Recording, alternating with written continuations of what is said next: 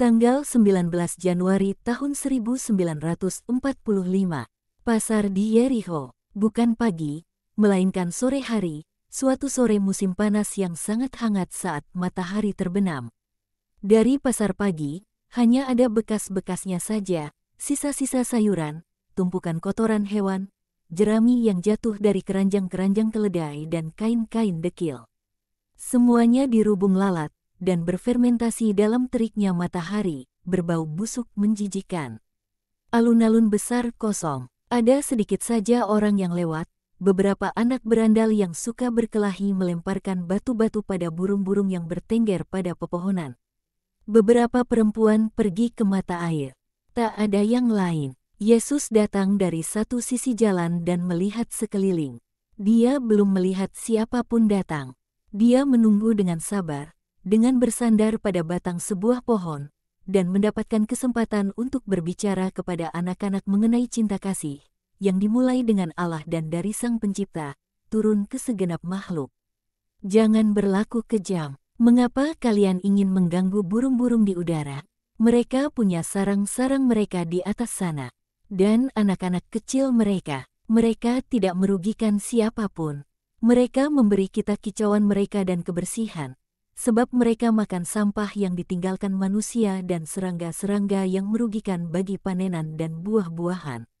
Mengapa melukai mereka, atau membunuh mereka, menjauhkan anak-anak burung kecil dari ayah dan ibu mereka, atau ayah dan ibu dari anak-anak kecil mereka?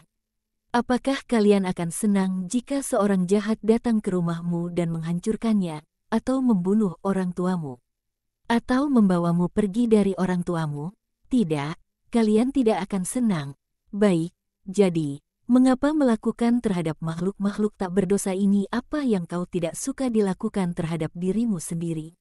Bagaimana kalian suatu hari nanti akan menghindarkan diri dari mencelakakan manusia jika, semasa anak-anak seperti kalian sekarang, kalian sudah mengeraskan hati dan melukai makhluk-makhluk kecil yang baik dan tak berdaya seperti burung-burung ini? Tidak tahukah kalian bahwa hukum mengatakan, kasihanilah sesamamu seperti dirimu sendiri? Barang siapa tidak mengasihi sesamanya bahkan tidak akan mengasihi Allah. Dan barang siapa tidak mengasihi Allah, bagaimana dia dapat pergi ke rumahnya dan berdoa kepadanya? Allah mungkin berkata kepadanya, dan ia sungguh mengatakannya di surga, enyahlah. Aku tidak mengenalmu, kau, anakku, bukan. Kau tidak mengasihi saudara-saudaramu. Kau tidak menghormati dalam diri mereka Bapa yang menciptakan mereka. Jadi kau bukan seorang saudara, pun seorang anak, melainkan seorang anak haram, anak tiri bagi Allah, saudara tiri bagi saudara-saudaramu. Lihat bagaimana Allah yang kekal mengasihi. Pada musim-musim dingin, Ia membuat burung-burung kecilnya menemukan lumbung penuh jerami, sehingga mereka dapat bersarang di sana. Pada bulan-bulan panas, Ia melindungi mereka dari terik matahari dengan daun-daun pepohonan.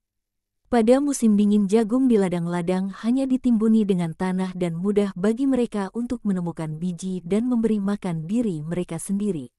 Pada musim panas mereka melegakan dahaga mereka dengan jus buah-buahan, dan mereka membangun sarang-sarang yang kokoh dan hangat dari jerami dan wul yang ditinggalkan pada semak berduri oleh domba-domba. Dan Ia adalah Allah. Kalian, anak-anak kecil, diciptakan oleh-Nya seperti burung-burung kecil, dan karenanya adalah saudara-saudara mereka dalam penciptaan. Mengapa kalian ingin berbeda pendapat dengannya dan berpikir bahwa kalian dapat berlaku kejam terhadap binatang-binatang kecil ini? Berbelas kasihanlah kepada semua, tidak menjauhkan satupun dari apa yang menjadi haknya, baik di antara manusia dan binatang, para pelayan kalian, teman-teman kalian dan Allah. Guru, sapa Simon, Yudas datang. Allah akan berbelas kasihan kepada kalian, dan akan memberi kalian segala yang kalian butuhkan, seperti yang Ia lakukan terhadap makhluk-makhluk tak berdosa ini. Pergilah dan bawalah damai Allah berserta kalian. Yesus menerobos di antara anak-anak dan beberapa orang dewasa yang telah menggabungkan diri bersama mereka, dan pergi menghampiri Yudas dan Yohanes, yang tengah datang dari suatu jalan yang lain. Yudas dengan penuh kemenangan. Yohanes tersenyum kepada Yesus. tapi tidak kelihatan sangat senang. Mari, Guru. Aku pikir aku telah melakukannya dengan baik. Tapi ikutlah denganku. Tidak mungkin berbicara di sini di jalanan. Kemana, Yudas? Ke penginapan. Aku sudah memesan 4 kamar. Oh, tak ada yang istimewa, jangan khawatir. Hanya untuk beristirahat di atas tempat tidur setelah begitu banyak ketidaknyamanan dalam segala panas terik ini. Dan untuk makan seperti manusia dan tidak seperti burung-burung yang bertengger pada cabang-cabang. Dan juga untuk berbicara dengan damai tenang. Aku menjual perhiasan-perhiasan itu dengan sangat baik, bukan begitu, Yohanes? Yohanes mengangguk tanda setuju tapi tidak dengan sangat antusias. Tetapi Yudas sangat puas dengan hasil kerjanya hingga dia tidak memperhatikan bahwa Yesus tidak terlalu senang akan prospek penginapan yang nyaman dan Yohanes bahkan kurang antusias terhadap transaksinya. Dan dia melanjutkan, sebab aku sudah menjual dengan harga yang lebih tinggi dari yang aku perkirakan. Aku katakan, adalah adil jika aku mengambil sejumlah kecil uang.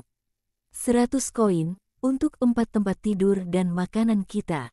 Jika kita kehabisan tenaga, meski kita selalu punya sesuatu untuk dimakan, Yesus pastilah sama sekali kehabisan tenaga.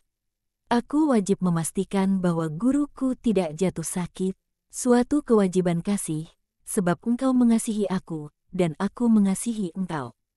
Ada satu ruangan juga untukmu dan domba-domba, katanya kepada para gembala. Aku sudah mengatur semuanya. Yesus tidak mengatakan sepatah kata pun. Dia mengikutinya bersama yang lain. Mereka tiba di sebuah alun-alun yang lebih kecil. Yudas mengatakan, lihat rumah itu yang tanpa lubang-lubang jendela di jalan dan dengan sebuah pintu kecil yang sangat sempit hingga kelihatan seperti sebuah celah. Itu rumah Diomedes, si penempa emas. Kelihatan seperti sebuah rumah miskin, bukan? Tapi ada cukup banyak emas di sana untuk membeli seluruh Yerikho dan... Yudas tertawa licik. Di antara segala emas itu banyak perhiasan dan piring-piring dapat ditemukan. Juga barang-barang lain, milik orang-orang paling berpengaruh di Israel. Diomedes. Oh, mereka semua berpura-pura tidak mengenalnya. Padahal mereka semua mengenalnya, dari kaum Herodian hingga ke semua orang. Pada tembok yang polos dan licin itu, orang dapat menulis, misterius dan rahasia. Andai tembok-tembok itu dapat berbicara, maka kau tidak akan sok dengan cara aku bernegosiasi dalam bisnis ini. Yohanes. Kau akan mati, tercekik sebab terkejut dan gelisah batinmu. Omong-omong, dengar, Guru, jangan pernah utus aku lagi bersama Yohanes dalam bisnis-bisnis tertentu. Dia nyaris merusakkan semuanya. Dia tak dapat membaca isyarat. Dia tak dapat menyangkal. Sementara dengan orang-orang cerdik macam Diomedes orang harus cepat dan blak-blakan. Yohanes menggerutu. Kau katakan hal-hal tertentu. Jadi tak terduga dan jadi. Ya, Guru, jangan utus aku lagi. Aku hanya baik menjadi lemah lembut dan mengasihi. Aku hampir pasti bahwa kita tidak akan pernah perlu melakukan transaksi seperti itu lagi. Jawab Yesus dengan sangat serius. Itu penginapannya di sana. Mari, Guru, aku yang akan berbicara, sebab aku yang mengatur semuanya.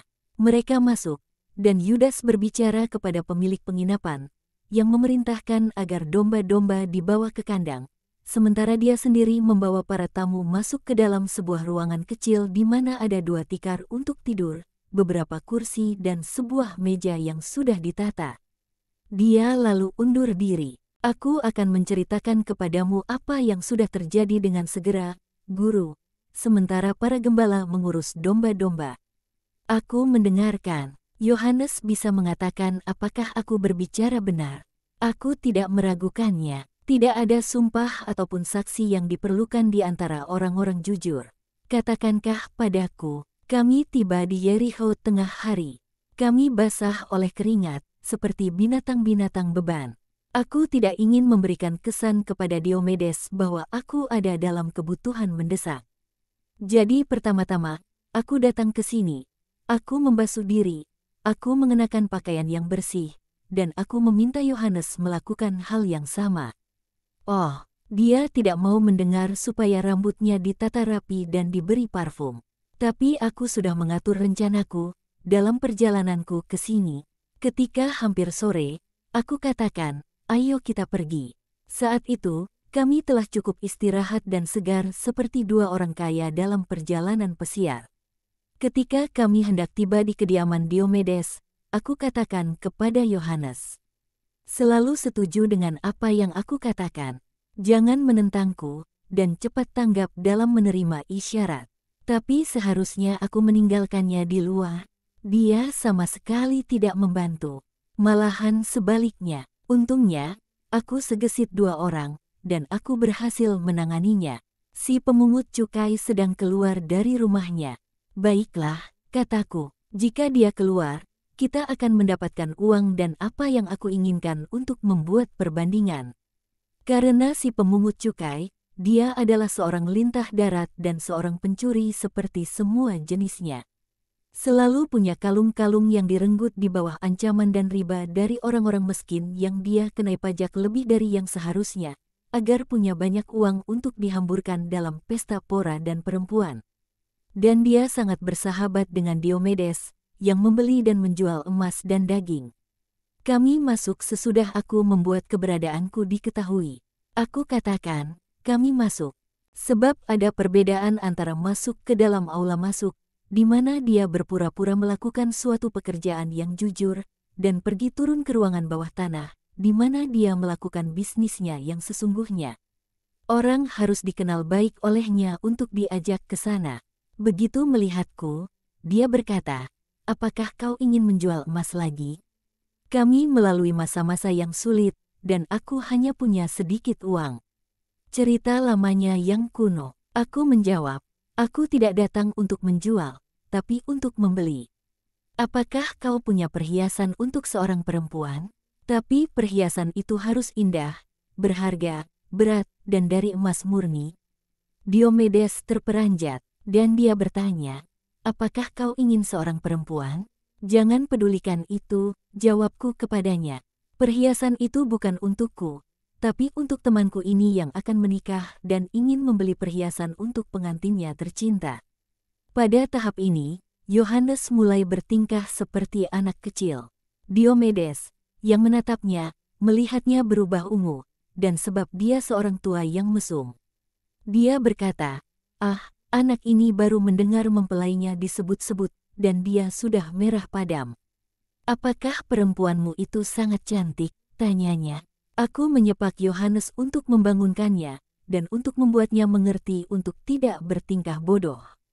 Tapi dia menjawab, ya, seolah dia tercekik dan Diomedes menjadi curiga. Lalu aku berbicara, entah dia cantik atau tidak itu bukan urusanmu, tua bangka. Dia tidak akan pernah menjadi salah seorang perempuan yang karenanya kau akan pergi ke neraka. Dia adalah seorang perawan yang jujur, dan segera akan menjadi seorang istri yang jujur. Tunjukkan emasmu kepada kami. Aku pengiring mempelai prianya dan adalah tugasku untuk membantu si pemuda. Aku seorang warga Yudea, dia seorang Galilea, bukan? Rambutmu selalu mengungkapkan dirimu. Apakah dia kaya? Ya. Sangat. Kami lalu turun ke bawah, dan Diomedes membuka koper-koper dan peti-peti hartanya. Tapi katakan sejujurnya, Yohanes, tidakkah kita seperti berada di surga dengan segala perhiasan dan segala emas itu? Kalung, hiasan kepala, gelang, anting-anting, jaring rambut dari emas, dan batu-batu mulia, jepit rambut, gesper, cincin. Betapa kemilau, dengan sangat sombong, aku mengambil seuntai kalung yang kurang lebih sama seperti kalung Aglai, dan cincin, gesper, gelang, semua yang seperti aku miliki dalam kantongku, dan sama banyaknya. Diomedes terkejut dan dia terus bertanya, apa lagi? Tapi siapakah orang ini, dan siapakah mempelai perempuannya? Seorang putri. Ketika aku sudah mendapatkan semua yang aku inginkan, aku berkata, harganya, betapa rentetan persiapan yang mengeluhkan waktu, pajak, resiko, pencuri, dan rentetan lain perihal kepastian akan kejujurannya. Dan lalu jawabnya, hanya karena ini engkau, aku akan mengatakan yang sebenarnya. Tanpa membesar-besarkan, tapi tak dapat kurang barang 1 sen pun. Aku menginginkan 12 talenta perak. Pencuri, kataku, dan aku melanjutkan, ayo pergi, Yohanes. Di Yerusalem kita akan menemukan seseorang yang tidak akan merampok seperti dia, dan aku berpura-pura keluar. Dia mengejarku, teman karibku, teman terkasihku, mari, dengarkan hambamu yang malang ini. Aku tak dapat menerima kurang dari itu. Mustahil. Lihat, aku sudah berusaha dengan resiko menghancurkan diriku sendiri. Aku melakukannya sebab kau telah selalu menghormatiku dengan persahabatanmu, dan kau membuatku melakukan bisnis yang lancar. 11 talenta, itulah yang akan aku bayarkan jika aku harus membeli emas itu dari seorang yang kelaparan. Tak kurang sesen pun, itu akan seperti mencucurkan darah dari pembuluh-pembuluh darahku. Bukankah itu yang dia katakan? Dia membuatku tertawa dan sekaligus muak terhadapnya.